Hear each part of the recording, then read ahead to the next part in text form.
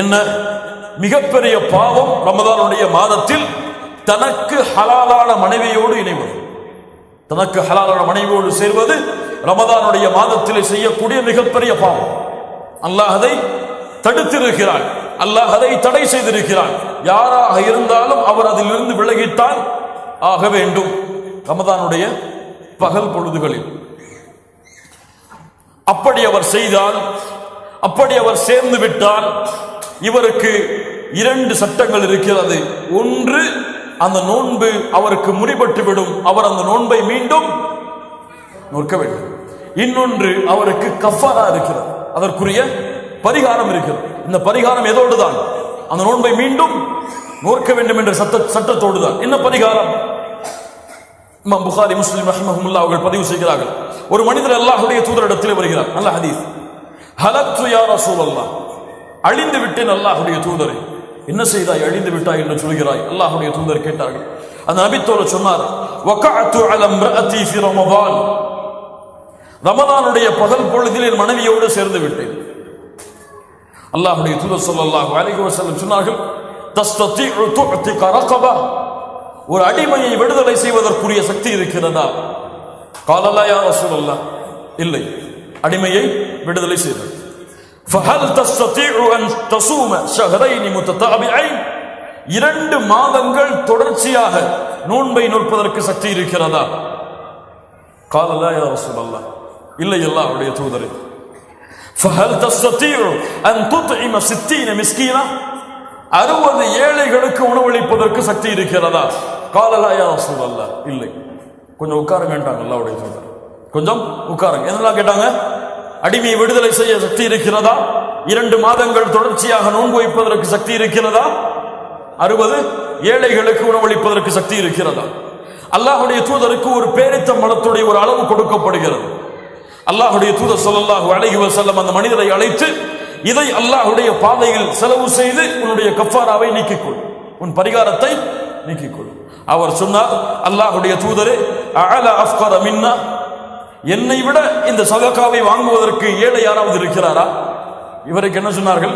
இதை ஏழைக்கு கொடுத்து கஃபாராவை நீக்கிக்கொள். அவர் என்ன சொன்னார்?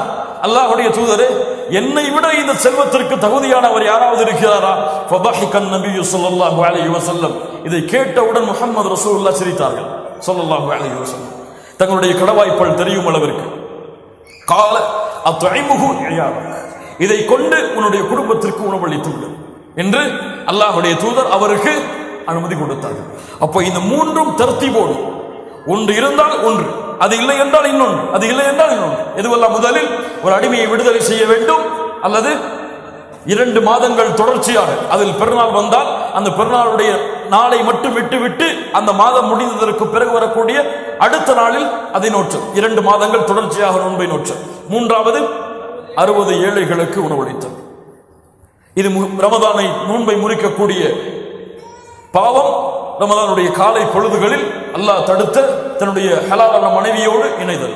2வது, வேண்டுமென்றே குடித்தல் சாப்பிட்டார், வேண்டுமென்றே குடித்தல் சாப்பிட்டார். அல்லாஹ் ரப்புல் ஆலமீன் சொல்கிறான், சாப்பிடுங்கள் குடிங்கள் எதுவரை? சூரியனுடைய உதயம் வரை, அதை தொடருங்கள் எதுவரை? இரவு வரை. அப்போ யார் வேண்டுமென்றே குடிக்கிறாரோ, சாப்பிடுகிறாரோ, அவர் குடித்த சாப்பிட்ட மாத்திரத்திலேயே அந்த நோன்பு முடிந்துவிடும். அவருக்கு கடமை கதா, அந்த நோன்பை மீண்டும் அவர் கதா செய்ய வேண்டும் ரமதான் அல்லாத மாதத்தில். ஆனால் மறதியில் ஒருவர் குடிக்கிறார், மறதியில் சாப்பிடுகிறார், இவருக்கு சட்டம் என்ன? இவருக்கு நோன்பு முடியாது. அல்லாஹ்வுடைய தூதர் ஸல்லல்லாஹு அலைஹி வஸல்லம் சொன்னார்கள், மன் நஸிய வ ஹுவ ஸாயிம், அவர் மறந்து நோன்பாளியாக இருக்கிறார், ஃபஅகல அவ் ஷரிப, குடிக்கிறார் சாப்பிடுகிறார், ஃபல்யுத்திம்மு ஸௌமஹு, அவர் நோன்பை முழுமையாக்கட்டும். ஏன்? ஃபஇன்னமா அத்அமஹு அல்லாஹு வ ஸகாஹு, அவருக்கு அல்லாஹ் தான் உணவளிக்கிறான், அல்லாஹ் தான் தண்ணீர் கொடுக்கிறான். சுப்ஹானல்லாஹ். இது அல்லாஹ் யாருக்கு நாடுகிறானோ அவங்களுக்கு கொடுக்கக்கூடிய அருள். நோன்பிலே மறதியிலே தண்ணீரை கொடுத்தல். ஒருவர் வேணும்னு தண்ணீரை குடிச்சிட்டு அல்லாஹ் உணவளிக்கிறான்னு சொல்லக்கூடாது, அல்லாஹ் தண்ணி விட சொல்லக்கூடாது. அந்த மாதிரி யாராவது அப்படி குடித்து சாப்பிட்டு கொண்டிருந்தால் அவரை நோன்பாளி என்று ஞாபகப்படுத்த வேண்டும். அல்லாஹ் சாப்பாடு கொடுக்கலாம், அல்லாஹ் தண்ணி கொடுக்கலாம், குடிக்கணும்னு சொல்லக்கூடாது. இந்த 2ம், யார் வேண்டுமென்றே சாப்பிடுகிறாரோ குடிக்கிறார், அவருக்கு நோன்பு முறிந்துவிடும். மறதிகள் செய்தால் அவருக்கு நோன்பு முறியாது, அவர் அந்த நோன்பை தொடரலாம். 3வது, தன்னுடைய இயற்கை ஆசைகளை தங்களுடைய இயற்கை செயல்பாடுகள் அல்லாத வேறு செயல்பாடுகள் மூலமாக வெளியாக்குது. புரிந்து கொள்ளுங்கள். இயற்கை ஆசைகளை இயற்கை வழிகள் அல்லாத வேறு வழிகளில் வெளியாக்குதல். இது எப்போது நிகழ்கிறதோ அப்போது நோன்பு முறிந்துவிடும். இவருக்கு கபா கடமை. இவர் நோன்பை மீண்டும் நோக்க வேண்டும். ஏன்? நோன்பு மனோ இச்சைகளை விட்டு அவனை பாதுகாக்கக்கூடியது, ஆசாபாசங்களை விட்டு பாதுகாக்கக்கூடியது. நாளை மறுமைகளை நோன்பும் குர்ஆனும் அவனுக்கு சாட்சி சொல்வதற்காக வரும். நோன்பு என்ன சொல்லும்? யா அல்லாஹ், உணவை தடுத்துக் கொண்டான், மனோ இச்சைகளை ஆசாபாசங்களை அசிங்கங்களை செய்வதிலிருந்து தன்னை தடுத்துக் கொண்டான் ரமதானுடைய மாதத்தில். அதனால் யா அல்லாஹ் இவருடைய சிபாரிசை அங்கீகரி. அல்லாஹ் குர்ஆன் நோன்புடைய சிபாரிசை அல்லாஹ் அங்கீகரிப்பான். இந்த நேரங்களில் மனைவியோடு கூடுதல் அல்லாத மற்ற செயல்பாடுகளை செய்யலாம். முத்தமிடுதல் அது போன்ற சாதாரண காரியங்களை மனைவியோடு செய்வது அனுமதிக்கப்பட்டது. அல்லாஹ்வுடைய தூதர் ஸல்லல்லாஹு அலைஹி வஸல்லம் அதை செய்திருக்கிறார்கள். இந்த காலங்களில் ஒருவர் ஜுனூப் அடைகிறார், குளிப்பு கடமையாக கூடிய நிலைமையை இரவிலே அடைகிறார். ஆனால் இவர் இரவிலே அசந்து உறங்கி சஹரை அடைந்து விட்டார். சஹரை அடைந்து சஹரம் முடிந்து விட்டது. ஆனால் இவர் குளிப்பு கடமையான நிலைமையில் தான் இருக்கிறார். இவருக்கு நோன்பு கூடுமா கூடாதா? அல்லாஹ்வுடைய தூதர் ஸல்லல்லாஹு அலைஹி வஸல்லம் ஜுனூபுடைய நிலையிலேயே சஹரை அடைந்திருக்கிறார்கள். அதற்கு பிறகு குளித்து நோன்பை நோற்றிருக்கிறார்கள். அதனால் இந்த நிலைமையில் இருந்தால் அவருக்கு நோன்பு கூடும். இது நோன்பை முறிக்கக்கூடிய காரியம் அல்ல. நான்காவது, வேண்டுமென்றே வாந்தி எடுத்தல். வேண்டுமென்றே வாந்தி எடுத்தவருக்கு நோன்பு முடிந்துவிடும்.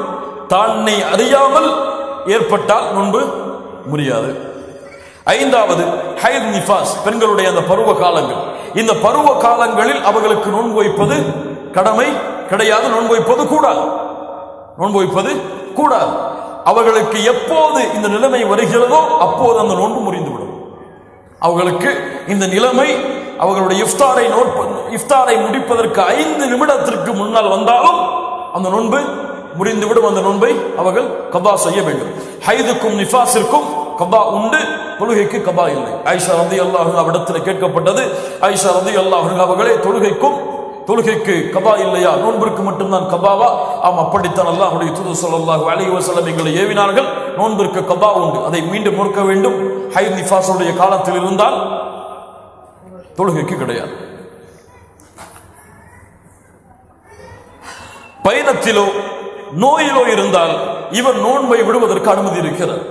பயணத்திலோ நோயிலோ இருந்தால் அல்லாஹ் ரப்புல் ஆலமீன் சொல்கிறான், வமன் கான மரீதன் அவ் அலா ஸஃபரின், நோயிலோ பயணத்திலோ யாரோ இருக்கிறாரோ ஃபஇத்தத்தும் மின் அய்யாமின் உஹர், அவர் மற்ற மாதங்களில் அந்த நோன்பை நோற்று கொள்ளட்டும்.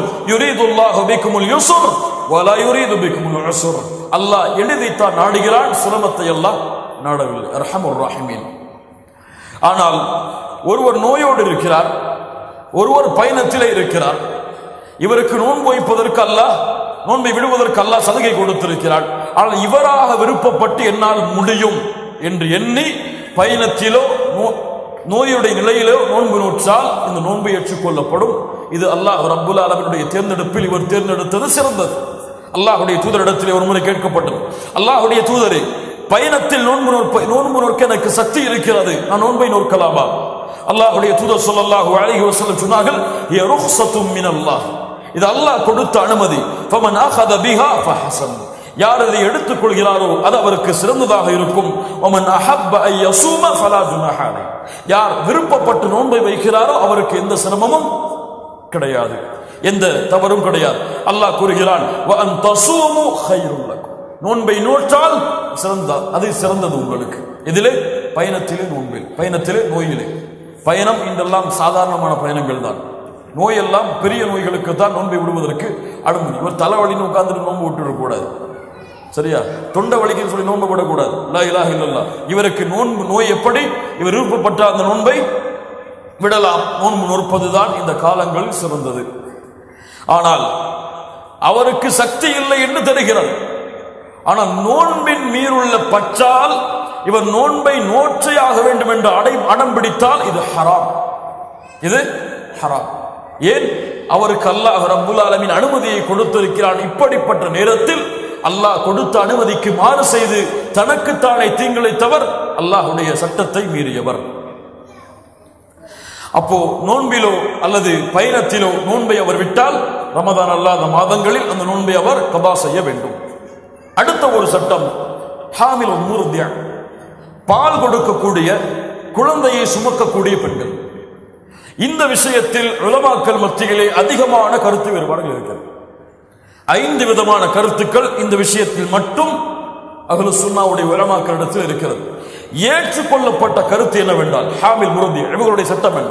குழந்தையை சுமக்கக்கூடிய தாய், பால் கொடுக்கக்கூடிய குழந்தைக்கு பால் கொடுக்கக்கூடிய தாய். இப்னு உமர், இப்னு அப்பாஸ் ரலியல்லாஹு அன்ஹும், இந்த இருவருடைய கருத்து, இந்த இருவருடைய விஷயத்தில் ஹாமில் முர்தியா பால் கொடுக்கக்கூடிய பெண், குழந்தையை சுமக்கக்கூடிய பெண், யாருடைய கருத்து? இப்னு உமர், இப்னு அப்பாஸ். இந்த இருவருக்கும் மாற்றமான கருத்தை சஹாபாக்களில் யாரும் கொண்டிருக்கவில்லை. சஹாபாக்களில் யாரும் இந்த கருத்துக்கு மாற்றமான கருத்தை கொண்டிருக்கவில்லை. அது என்ன கருத்து?